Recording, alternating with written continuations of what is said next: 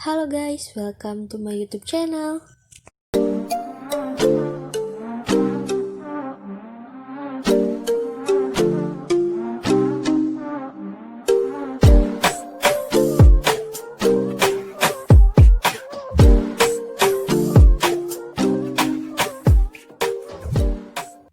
Oke, sebelum mulai ke videonya, jangan lupa like, comment, and subscribe ya.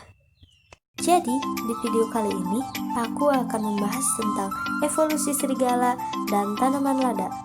Sebelumnya, kalian tahu gak sih apa itu evolusi? Evolusi adalah proses perubahan secara berangsur-angsur atau bertingkat, di mana sesuatu berubah menjadi bentuk lain, menjadi lebih kompleks atau rumit, ataupun berubah menjadi bentuk yang lebih baik. Evolusi berasal dari bahasa Latin evolvere yang berarti membuka lipatan. Evolusi pada tahun 1622 pada awalnya berarti membuka gulungan buku. Namun, istilah ini digunakan pertama kali dalam pengertian ilmiah modern pada tahun 1832 oleh seorang geologis berkebangsaan Skotlandia bernama Charles Lyell. Charles Darwin kemudian menggunakan istilah ini satu kali dalam paragraf penutup bukunya yang berjudul The Origin of Species, yang berarti asal mula spesies, pada tahun 1859. Istilah ini kemudian dipopulerkan oleh Herbert Spencer dan ahli biologi lainnya. Lalu, apa sih yang menjadi bukti adanya evolusi? Nah, yang pertama, adanya rekaman fosil. Perubahan bentuk fosil disesuaikan dengan lapisan bumi yang lebih muda. Contohnya adalah fosil kuda. Pada evolusi kuda, terjadi peristiwa filogenik, yaitu perubahan makhluk hidup dari yang sederhana menuju ke organisme yang sempurna. 2. Homologi. Semakin banyak kemiripan organ atau homolog antara spesies, maka semakin dekat hubungan kekerabatan di antara spesies tersebut. Contohnya, sayap kelelawar dengan sirip ikan paus. 3. Embriologi perbandingan. Embrio-embrio organisme mengurangi proses evolusi yang telah dialami nenek moyangnya. Embriologi perbandingan merupakan peristiwa ontologi di mana terjadi perubahan zigot menjadi individu yang memiliki organ sempurna. 4. Organ vestigial. Pada beberapa jenis makhluk hidup terdapat organ-organ yang tidak fungsional, yang merupakan peninggalan dari nenek moyang organisme tersebut. Kemudian, ada mekanisme evolusi. Yang pertama, seleksi alam. Makhluk hidup yang mampu beradaptasi akan mampu bertahan hidup. Yang kedua, mutasi gen. Perubahan susunan DNA dapat menimbulkan sifat baru. Yang ketiga, frekuensi gen dalam populasi. Perbandingan frekuensi gen dapat mengalami perubahan. Adanya perubahan keseimbangan frekuensi gen dalam populasi tersebut menunjukkan adanya evolusi. Yang keempat, hubungan antara waktu dengan perubahan sifat organisme. Selama penciptaan makhluk hidup telah terjadi proses evolusi dalam waktu yang sangat lama. Proses tersebut menyebabkan terbentuknya spesies-spesies baru. Akibat adanya evolusi. Yang pertama, adaptasi. Selama adaptasi, beberapa struktur dapat kehilangan fungsi awalnya dan menjadi struktur vestigial. Struktur tersebut dapat memiliki fungsi yang kecil atau sama sekali tidak berfungsi pada spesies sekarang, namun memiliki fungsi yang jelas pada spesies leluhur atau spesies lainnya yang berkerabat dekat. Yang kedua, koevolusi. Interaksi antar organisme dapat menghasilkan baik konflik maupun kooperasi. Ketika interaksi antar pasangan spesies seperti patogen dan inang atau predator dengan mangsanya, spesies-spesies ini mengembangkan set adaptasi yang bersepadan. Dalam hal ini, evolusi satu spesies menyebabkan adaptasi spesies kedua. Perubahan pada spesies kedua kemudian menyebabkan kembali adaptasi spesies pertama. Siklus seleksi dan respon ini dikenal sebagai koevolusi. Yang ketiga, kooperasi. Kooperasi dalam spesies diperkirakan berkembang melalui proses seleksi sanak atau kin selection, di mana satu organisme berperan memelihara keturunan sanak saudaranya. Aktivitas ini terseleksi karena apabila individu yang membantu mengandung sel yang mempromosikan aktivitas bantuan, adalah mungkin bahwa sanaknya juga mengandung alel ini, sehingga alel-alel tersebut akan diwariskan. Proses lainnya yang mempromosikan kooperasi meliputi seleksi kelompok, di mana kooperasi memberikan keuntungan terhadap kelompok organisme tersebut. Yang keempat, pembentukan spesies baru atau spesiasi. Spesiasi adalah proses suatu spesies berdivergen menjadi dua atau lebih spesies. Ia telah terpantau berkali-kali pada kondisi laboratorium yang terkontrol maupun di alam bebas. Pada organisme yang berkembang biak secara seksual, spesiasi dihasilkan oleh isolasi reproduksi yang diikuti dengan divergensi genealogis. Terdapat 4 mekanisme spesiasi. Yang paling umum terjadi pada hewan adalah spesiasi alopatrik, yang terjadi pada populasi yang awalnya terisolasi secara geografis, misalnya melalui fragmentasi habitat atau migrasi. Mekanisme kedua spesiasi adalah spesiasi peripatrik, yang terjadi ketika sebagian kecil populasi organisme menjadi terisolasi dalam sebuah lingkungan yang baru. Mekanisme ketiga spesiasi adalah spesiasi parapatrik. Ia mirip dengan spesiasi peripatrik dalam hal ukuran populasi kecil yang masuk ke habitat yang baru, namun berbeda dalam hal tidak adanya pemisahan secara fisik antara dua populasi. Spesies ini dihasilkan dari evolusi mekanisme yang mengurangi aliran genetika antara dua populasi. Mekanisme keempat spesiasi adalah spesiasi simpatrik, di mana spesies berdivergen tanpa isolasi geografis atau perubahan pada habitat. Mekanisme ini cukup langka karena hanya dengan aliran gen yang sedikit akan menghilangkan perbedaan genetika antara satu bagian populasi dengan bagian populasi lainnya. Akibat dari adanya evolusi yang kelima, yaitu kepunahan. Kepunahan merupakan kejadian hilangnya keseluruhan spesies. Kepunahan bukanlah peristiwa yang tidak umum, karena spesies secara reguler muncul melalui spesiasi dan menghilang melalui kepunahan. Sebenarnya, hampir seluruh spesies hewan dan tanaman yang pernah hidup di bumi telah punah, dan kepunahan tampaknya merupakan nasib akhir semua spesies. Kepunahan telah terjadi secara terus-menerus sepanjang sejarah kehidupan, walaupun kadang-kadang laju kepunahan meningkat tajam pada peristiwa kepunahan massal. Peristiwa kepunahan Kapur Tersier adalah salah satu contoh kepunahan massal yang terkenal di mana dinosaurus menjadi punah. Setelah mengetahui apa itu evolusi, mari kita bahas tentang evolusi serigala. Serigala merupakan anjing besar asli Eurasia dan Amerika Utara. Serigala merupakan anggota terbesar Canidae yang masih ada. Serigala jantan memiliki bobot rata-rata 40 kg, sementara serigala betina memiliki bobot 37 kg. Hewan ini memiliki panjang 105 sampai 160 cm dengan tinggi bahu 80 sampai 81 cm. Berbeda dengan spesies canis lainnya, serigala memiliki telinga dan moncong yang kurang runcing, serta batang tubuh yang pendek dan ekor yang lebih panjang.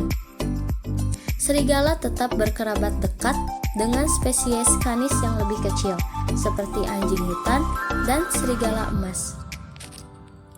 Bulu serigala biasanya berbintik putih, coklat, abu-abu, dan hitam. Meski subspesies di wilayah Arktik hampir semuanya putih. Serigala merupakan hewan sosial yang memegang teguh terhadap prinsip hierarki dan kepemimpinan, berbeda dengan singa yang masih dapat dijinakkan. Serigala adalah hewan buas yang sangat sulit untuk dijinakkan. Itulah sebabnya serigala tidak pernah ada di dunia sirkus, sebab serigala hanya akan mematuhi pack leadernya. Adapun beberapa fakta ilmiah tentang serigala. Yang pertama, serigala adalah hewan monogami. Ada beberapa hewan yang bersifat monogami atau setia dengan satu pasangan sampai akhir hidupnya, dan salah satunya adalah serigala. Cara monogami yang dilakukan oleh serigala adalah salah satu kunci keselamatan spesies dalam proses evolusi.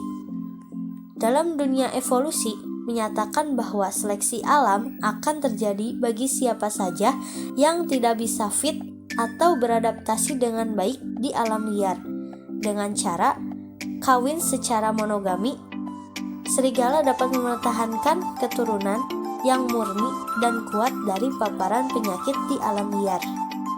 Yang kedua, fakta sains terbaru mengungkapkan bahwa serigala liar bukan nenek moyang dari anjing. Penelitian dan studi terbaru tentang asal-usul anjing mengungkap fakta yang cukup mengejutkan.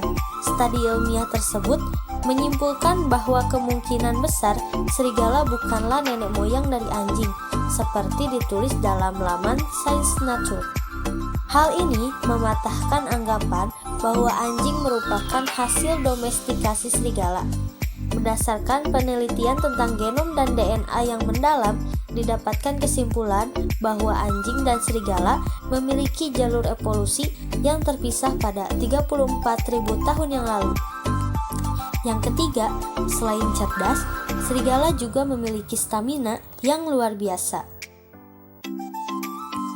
Menurut penelitian di alam liar, setidaknya ada 3 dasar dalam berburu yang dimiliki oleh serigala.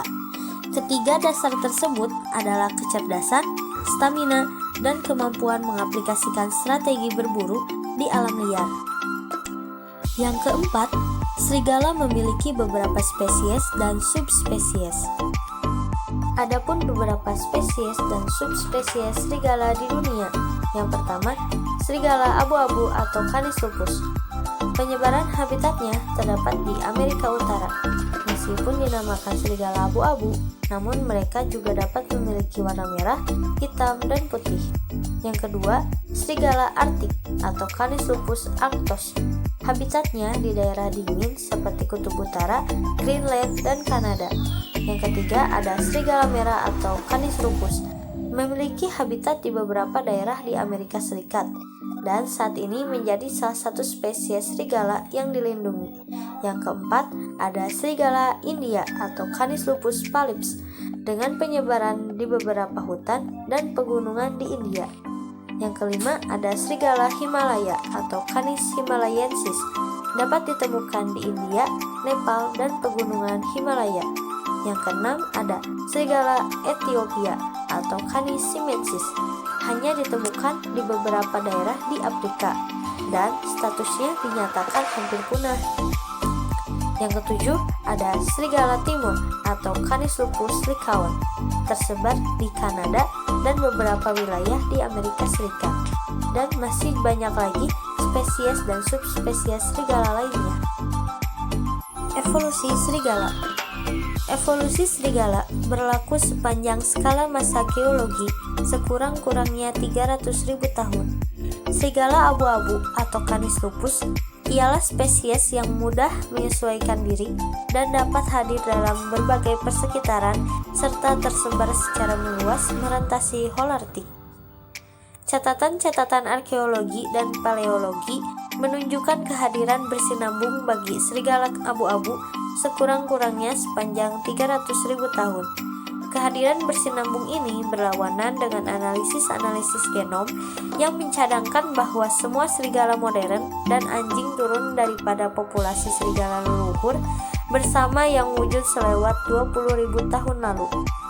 Analisis-analisis ini menandakan kejajalan populasi yang diikuti oleh persebaran cepat daripada populasi leluhur pada suatu masa semasa maksimum glasier terakhir, atau hanya sejurus selepasnya. Catatan fosil. Catatan fosilnya tidak lengkap, tetapi serigala mungkin sekali bangkit dari satu populasi canis kecil awal.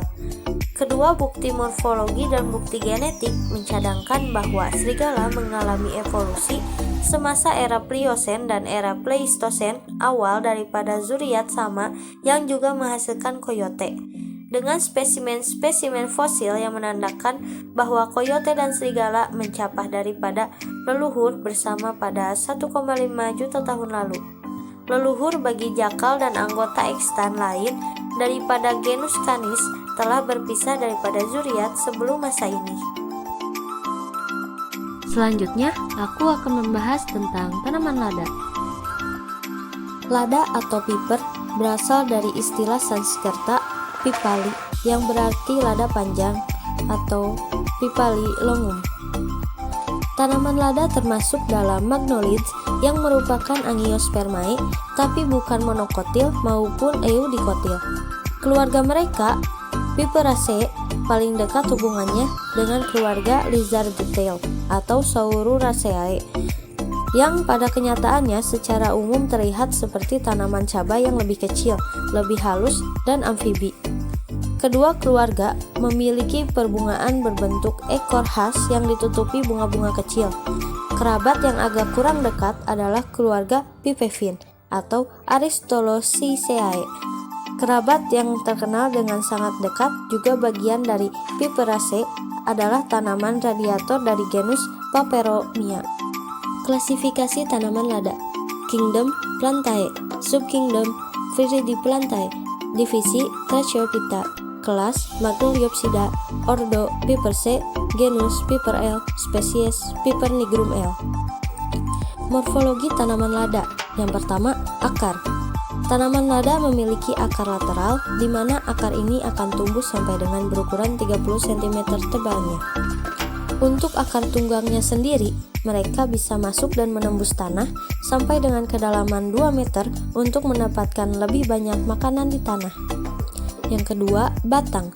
Tanaman yang tergolong dimorfik merupakan tanaman yang mempunyai 2 macam cabang buah, dan karena hal tersebut mempengaruhi juga terhadap pertumbuhan dari batang tanaman lada, di mana mereka akan tumbuh memanjat dan berbuku. Panjang dari batang tanaman lada ini bisa sampai dengan 10 meter. Yang ketiga, daun. Bentuk daun dari tanaman lada rata-rata berbentuk bulat oval serta di ujungnya atau di pucuknya akan meruncing. Daun dari tanaman lada termasuk dalam kategori jenis daun tunggal. Mereka memiliki tangkai dengan panjang sampai dengan 5 cm. Untuk ukuran dari daun tanaman lada tersendiri, mereka bisa panjang sampai dengan 8 cm serta lebar sampai dengan lebih dari 10 cm. Yang keempat, buah. Morfologi buah pada tanaman lada memiliki bentuk yang bulat dengan biji yang berstruktur keras di dalamnya. Kulit dari buah tanaman lada memiliki tekstur yang lunak serta berwarna hijau jika masih di usia muda. Namun, jika sudah berwarna merah, mereka akan mengeluarkan lendir. Dan jika dimakan pun, mereka akan memberikan rasa manis yang pastinya disukai oleh kebanyakan orang. Spesies piper memiliki persebaran pantropis dan paling sering ditemukan di bawah hutan hujan tropis dataran rendah, tetapi juga dapat ditemukan di pembukaan lahan dan di zona kehidupan dengan ketinggian yang lebih tinggi seperti hutan awan. Kebanyakan spesies piper adalah herba atau tanaman merambat. Beberapa spesies biasanya disebut unpiper, misalnya Piper xenocladum, hidup dalam mutualisme dengan semut. Buah tanaman piper yang disebut lada, jika bulat dan seukuran kacang seperti biasa, didistribusikan di alam liar terutama oleh burung. Tetapi mamalia pemakan buah kecil, meski kandungan bahan kimia yang berbahaya bagi herbivora tinggi, beberapa telah berevolusi. Kemampuan untuk menahan pertahanan kimia tanaman cabai, misalnya sematurin, ngengat, homidiana, subpicta, atau kumbang loak dari genus Lanca. Jumlah spesies piper terbesar ditemukan di Amerika, yaitu sekitar 700 spesies, dengan sekitar 300 spesies dari Asia Selatan, dan kelompok spesies yang lebih kecil dari Pasifik Selatan, sekitar 40 spesies, dan Afrika sekitar 15 spesies. Penggunaan piper yang paling signifikan oleh manusia bukanlah karena penampilannya, tetapi pada akhirnya untuk berbagai senyawa sekunder kuat yang ditemukan terutama pada buah-buahan. Pemanfaatan tanaman lada untuk keperluan kuliner mungkin telah dibuktikan sejak 9.000 tahun yang lalu. Tidak hanya biji piper saja yang digunakan dalam masakan. Daun lada Afrika Barat yang dikenal secara lokal sebagai uziza digunakan sebagai sayuran penyedap dalam semur Nigeria. Dalam makanan, kita mengenal lada hitam dan lada putih. Padahal, sebetulnya dua jenis rempah itu berasal dari buah yang sama, yang dalam bahasa Latin disebut Piper nigrum. Yang membedakan hanyalah pengolahan dan pemetikan bijinya saja. Lada hitam dibuat dengan memetik buah lada yang masih setengah matang. Buah itu kemudian dikeringkan di bawah sinar matahari.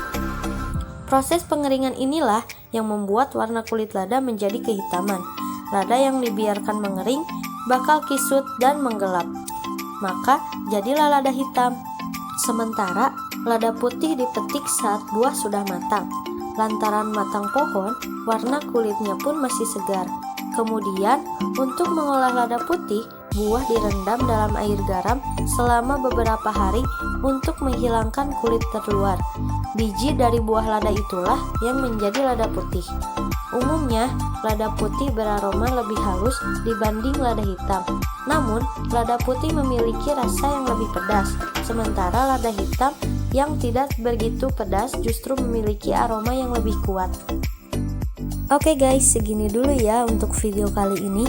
Mohon maaf apabila ada materi yang kurang jelas. Terima kasih telah menyaksikan dan sampai jumpa di video berikutnya.